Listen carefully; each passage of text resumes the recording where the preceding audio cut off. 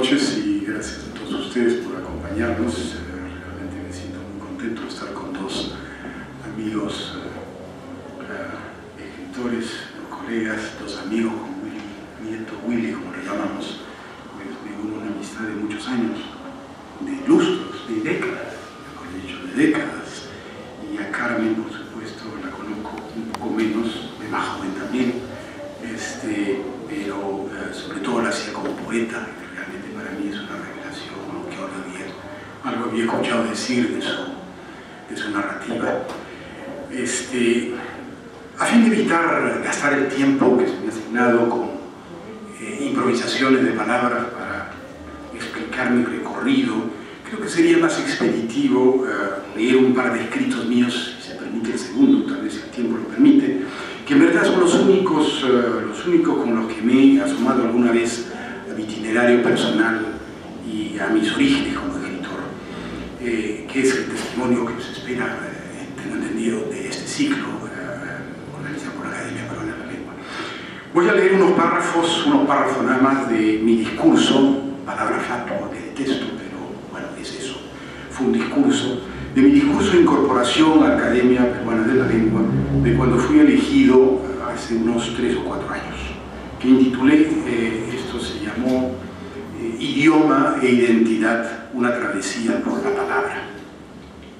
Y luego leería una crónica, si el tiempo lo permite, insisto, una crónica que escribí hace unos 15 años, que está contenida en un libro, uno de mis libros que nunca llegó al Perú. Bueno, la mayoría estoy acostumbrado a eso, que nunca llegó al Perú, de manera que nunca pude haber leído eso, salvo Ricardo, creo que es el único que lo llegó a conocer este libro antes que llegara al Perú. Pues bien, mi intención era transmitir, voy a leer párrafos de estas palabras que pronuncié cuando me incorporé a la Academia Peruana de la Lengua. Mi intención era transmitir mi absoluta identificación con el idioma español, para decir por contraste que hubo un tiempo en que no hubiera podido sentirlo así. Fue la época de todos mis años formativos, los de la niñez y la juventud, en que el paso de una educación en francés y en inglés no dio cabida al manejo integral del español. Era así un idioma que se hablaba en casa, pero con los amigos del liceo y con mi hermano, hasta bien entrados en años, nunca lo usamos para comunicarnos y por lo demás nunca había aprendido realmente a escribirlo. Porque si hablar en español fue para mí un gusto innato, como se dice coloquialmente, escribirlo fue más bien un gusto adquirido, a partir del momento en que distinguí que la literatura devendría en mi carnet de identidad. Admito que en los balbuceos iniciales con la redacción del español extrañaría la infinita ductilidad discursiva del idioma inglés y las insondables sutilezas del francés, y de ambos su depurada sonoridad y armonía. Pero cuando logré dominar la vertiente escrita del español, que por decisión consciente adoptaría como mi propio idioma, descubrí deslumbrado la tersa cadencia y residumbre de su retórica y el rumor acerado de cada palabra. Claro está que la palabra no es necesariamente literatura, si bien la literatura es solamente palabra, escrita, oral, pero palabras siempre. Lo digo porque, además de su gramática, fueron las palabras de un libro de literatura las que me revelaron la capacidad de sugestión y encantamiento del idioma español. Junto con las lecturas obligadas del colegio, a menudo atosigadoras, siempre atosigadoras por cantidad de lecturas, por imperativas, aquellas que fueron lecturas propias, se orientaron, como es de suponer, en un adolescente curioso, viviendo en esa Francia siempre hermosa pero grisácea de los años 50. Mis lecturas propias, digo, se inclinaron a los existencialistas, claro, aunque aún más hacia Malraux, en verdad, así como a ciertos filósofos tan dispersos como Berkeley o Bertrand Russell. Eran posiblemente lecturas desilvanadas, pero que tenían para mí el valor transgresor de haberlas escogido yo mismo y sin imposiciones. Más tarde, en otro país y remedando nuevamente las preferencias del momento, sentiría también la avidez por leer a la generación Beat,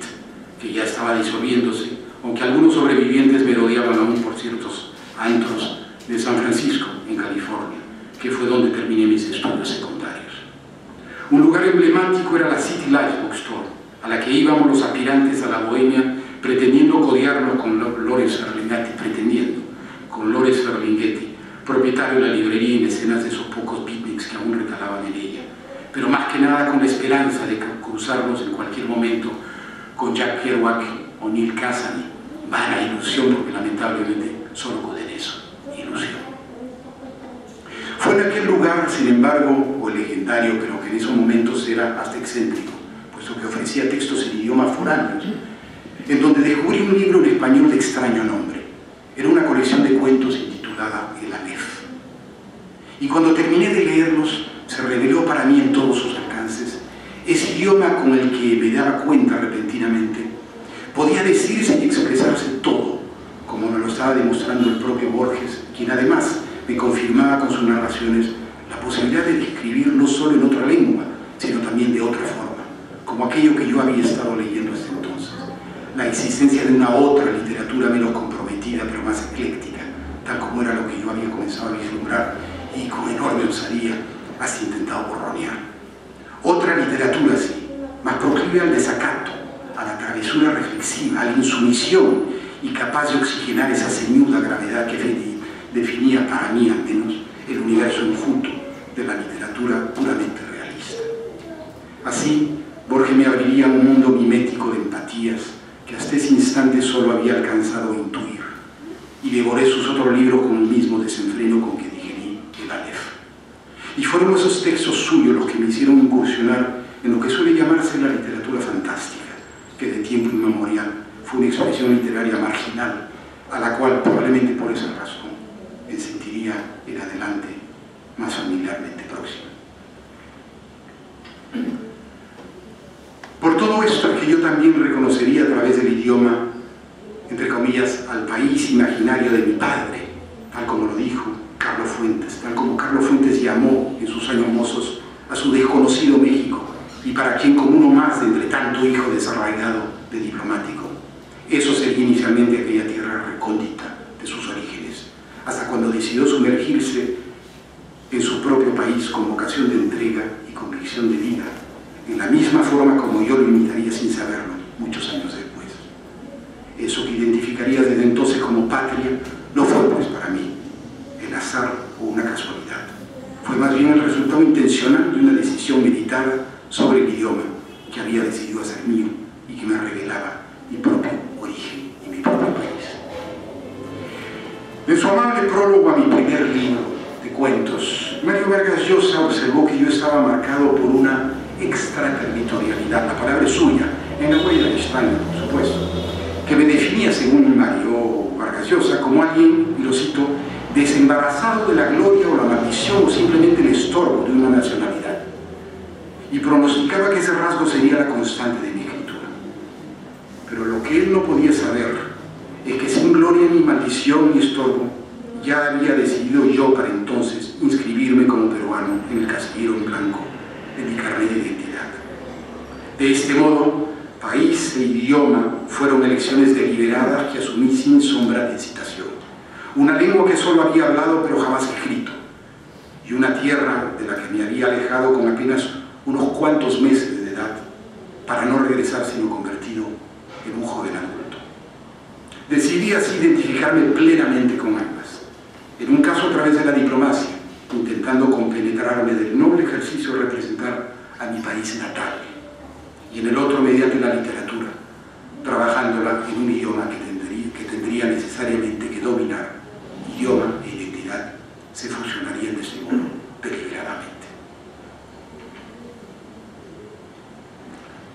Optar entonces por el idioma español como instrumento de trabajo era para mí elegir la ardua tarea de adentrarme en los enigmas de su gramática. Pero enfrenté ese desafío con el mismo sentido de urgencia con que debía forjarme una nacionalidad, porque junto a aquella premura yacía la necesidad de encontrar mi propia identidad, el apremio por hallar justamente, y cito, la reciprocidad interna entre lenguaje e identidad, para citar nuevamente a George Steiner. Es así como en este medio siglo que llevo de aprendizaje de nuestro idioma, aún me seducen aquellos deslumbrantes vericuetos hacia donde puede llevarme cualquier día su gramática,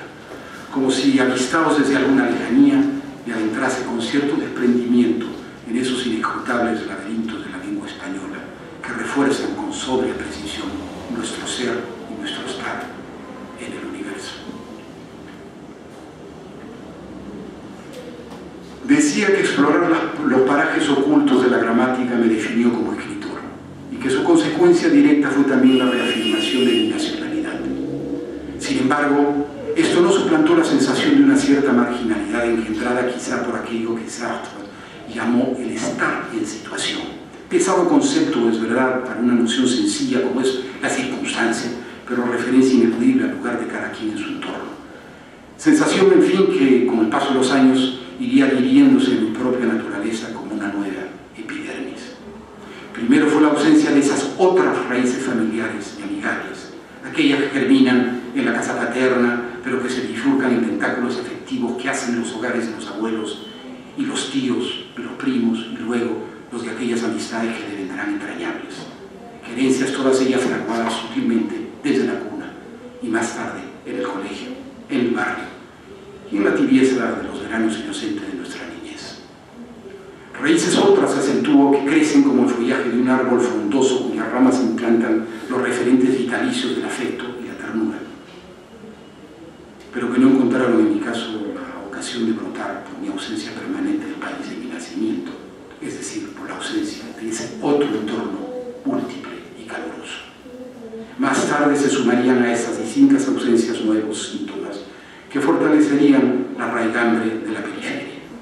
como el presagio contenido en la baja lectoría que encontraron en mi propio país mis primeros 3 libros publicados en Barcelona. La adversidad se prolongaría con mis obras posteriores como un hábito, aunque lo que me reafirmaría ese sentimiento de marginalidad sería constatar que en todos esos años varias tesis universitarias sobre algunos de mis libros se escribirían en los Estados Unidos, en Francia, en Cuba, hasta con una interpretación marxista de un par de libros míos, algunos otros países, pero ninguna jamás en el Perú. He cultivado asiduamente el arte de la autocrítica y he sido siempre descarnado conmigo mismo. Pero me resulta difícil creer que ningún libro mío haya suscitado alguna vez un interés siquiera efímero en algún estudiante peruano de literatura, más sí en estudiantes extranjeros.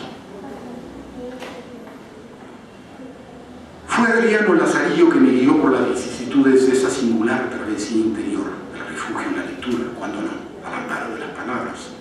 y quien me hizo comprender la convivencia serena, sin sobresaltos, con el sentimiento de la marginación. Recuerdo bien cómo me identifiqué desde temprano con las memorias imaginarias del emperador hispano, al punto de sentirlas como íntimas revelaciones que habría de compartir por siempre con él, en una suerte de apropiación juvenil de aquellos sentimientos conjeturados por su biógrafo. Poco tiempo antes de leer el Aleph, fue tal vez Memorias de Adriano el libro que más me impactó, grabando en la mía esas palabras admonitorias que me libraban finalmente de cualquier culpa o alejamiento. Debo hacerles aquí una confesión que no he hecho a nadie, diría Adriano según su inspirada Marguerite Yourcenar. Jamás tuve el sentimiento de pertenecer a algún lugar, ni siquiera a mi bien amada Atenas, ni tampoco a Roma. Extranjero en todas partes, no me he sentido particularmente aislado en ninguno. Mi vida, por tanto, ha estado marcada por el azaroso vaivén del itinerante. Los años formativos, como los he llamado, algo solitarios, aunque también felices, fueron confeccionados con retazos de horizontes volubles, lo que me permitió observar aquello que me rodeaba con un mismo desprendimiento hecho de tolerancia antes que de apatía. Y cuando estaba a punto de asumir la diplomacia como profesión, caí en la cuenta de que la arriesgada persistencia en una vida nómada solo la compensaría con una memoria sedentaria, como la que me ofrecía la literatura. Y fue a partir de allí que pude seguir imaginando sin recelos mundos huidizos apenas deformados por la reminiscencia retentiva de ciertos fragmentos de mi propio itinerario personal. La leyenda, que es una ficción con alcurnia,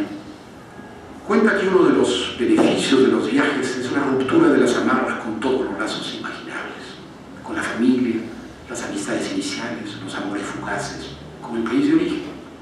Pero en mi caso, la jornada sin fin que constituyó siempre esa porción indisoluble de mi vida, los viajes, me indujo paradójicamente a asirme de la literatura como a una tabla de salvación para convertir el lenguaje, más que en refugio, en un anclaje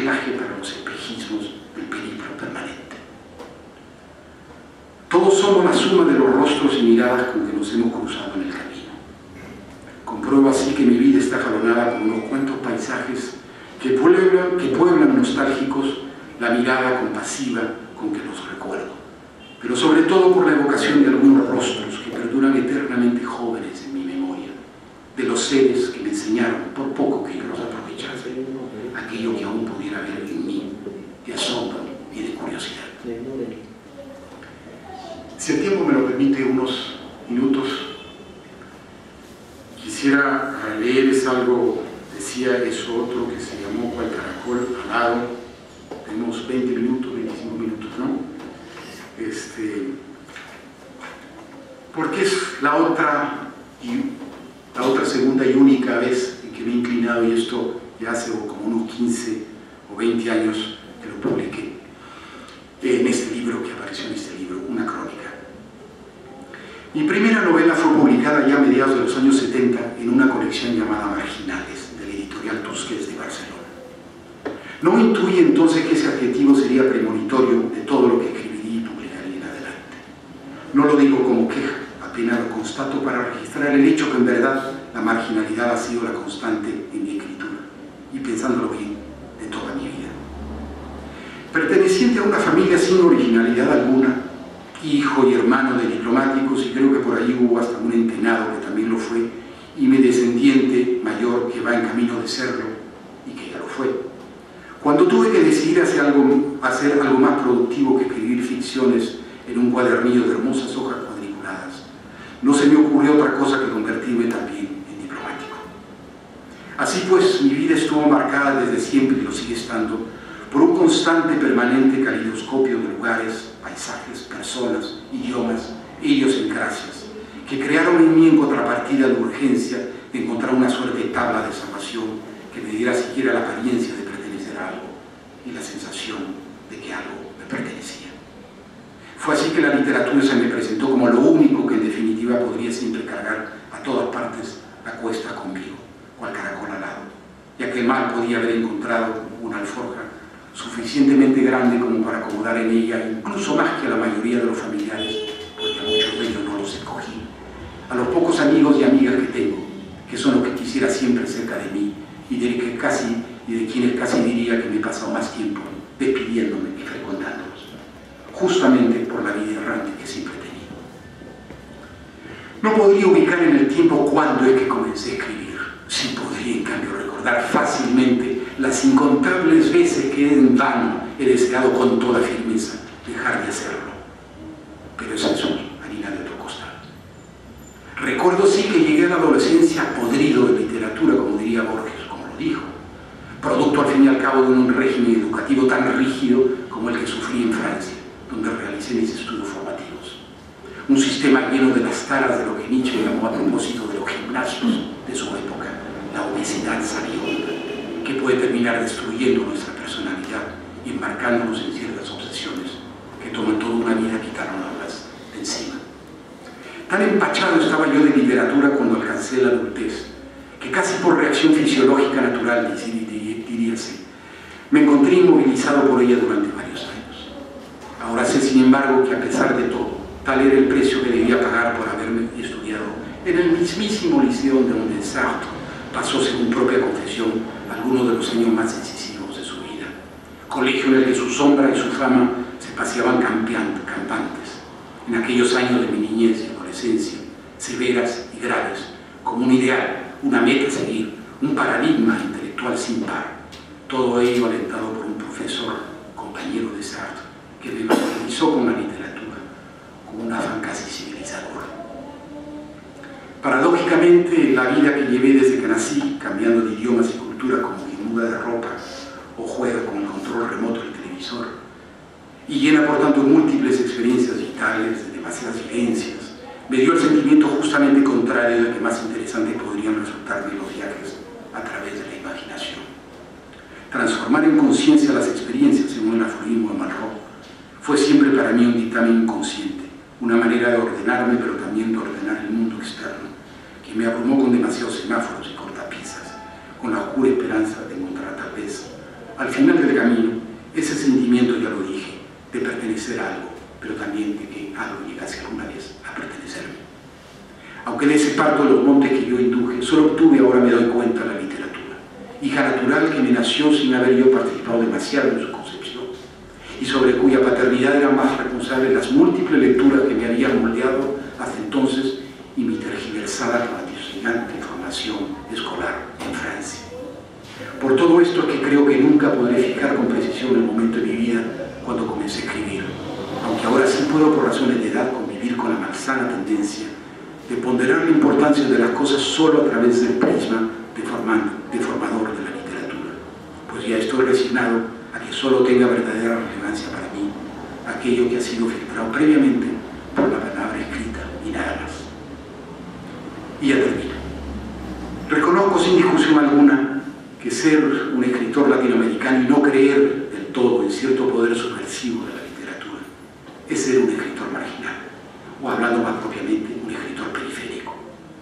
Admito que lo soy, de cuerpo entero y sin ambajes, y con tal admisión acepto sin pestañear cualquier denuesto hacia lo que escribo, si se basa en la premisa del compromiso social del que carezco. Y si por lo mismo lo busco ya por cansancio, por mero agotamiento, rebuscadas justificaciones a mi visión particular de la literatura, me atrevo a sugerir que fue acaso esta actitud personal que en el fondo siempre tuve respecto a la palabra escrita, la que me llevó casi de la mano a eso que suele llamarse la literatura fantástica, que tanto me ha marcado. Porque la literatura fantástica, si bien exige y no puede darse nunca jamás fuera de la realidad,